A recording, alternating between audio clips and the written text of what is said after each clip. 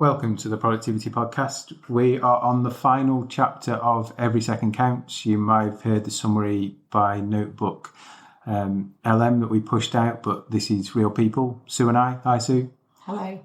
On artificial intelligence. So I wouldn't say this chapter was an afterthought, but I think it's fair to say during the writing process, which I was clearly heavily involved in, that AI grew legs and arms and multiple heads and just went ballistic, didn't it? It did. And I think it's fair to say that it's probably evolved since the book was published as well, because it was over a year ago now. So a year's a long time in AI, isn't it? 5 minutes seemingly is a long time in AI with things being developed, new machines, new bots, all sorts of stuff. Anyway, what did we talk about in the AI chapter of the book? Hopefully we were on the right track in as much we talked about AI being a tool that we saw as working alongside people. So particularly in things like hospitality, contact centres, retail, where part of the experience is that human contact, then how can AI help that? And we talked about kind of a number of ways it might help. It's been used in things like contact centres for a long time to help route people and manage demand. But I think we're starting to see some new uses for it come through as well. Anywhere there's lots of data, it's a good application for AI. Yeah, and I've seen, I suppose, recently, to bring it more up to date, optimization of things like opening hours, capacity, so where you've got dedicated types of organisations with specialist people that need specialist equipment or space to work in. How do you optimise the booking of those, or back to opening hours, the most convenient times to maximise your demand based on when your customers are going? Because in a world where, and we talked about numerous times, NI, national living wage, all those things that we know and can't impact are happening to us, it seems like opening hours maybe isn't one of the things that people think about. It's just a given. But if you run a labour model with a minimum per opening hour, every opening hour that you can save or get in the right place has a significant sales or cost impact. So there's other data sets, like you say, that maybe we've not explored yet and people are on the cusp of doing. Yeah. No, I think there's going to be some interesting things and some useful applications. I think there's still a lot of jargon talked about with AI, which is something we put in the book, and AI can be initials added to anything, and kind of what is AI is an interesting definition. It's perhaps a bit different for different people. But if you think about it as, a tool that can help, then, there's some interesting use cases coming along. And as those start to be known about and accelerated, I think it's going to have some really big impacts in terms of how people do things.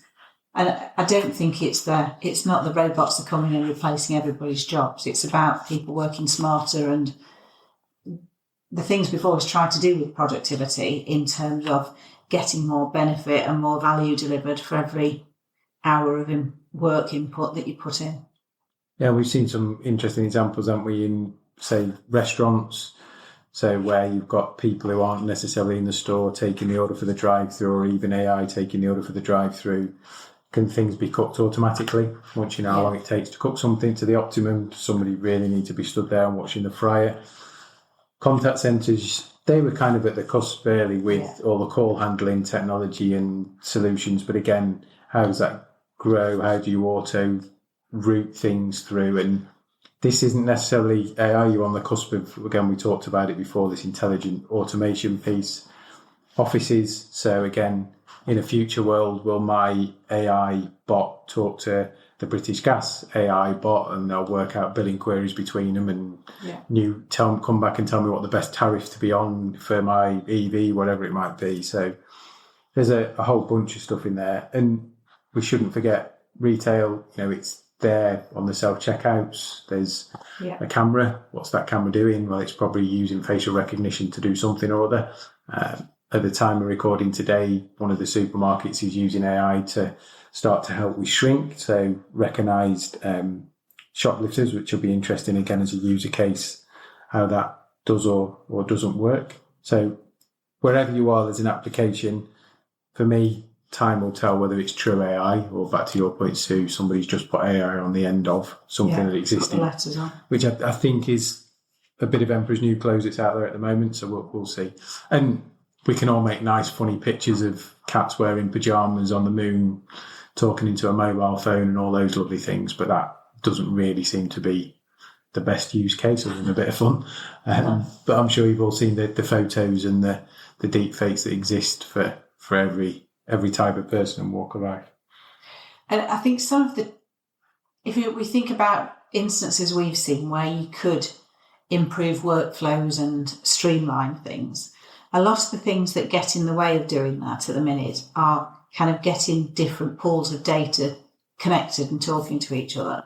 And I know the tools exist to make those connections, but actually they often seem a bit more tricky to do than, it seems easy in principle to just connect that data to that kind of data, but actually it can take a while. So again, it'll be interesting to see if almost the development of AI helps address some of those issues, because without it, it feels to me like it'll slow down AI. Whereas if there's things that they can do, whether it's to do it a different way or to allow them to speed up AI, it could have that aspect of it could have wider implications as well. Absolutely. So that's the book. We've done it.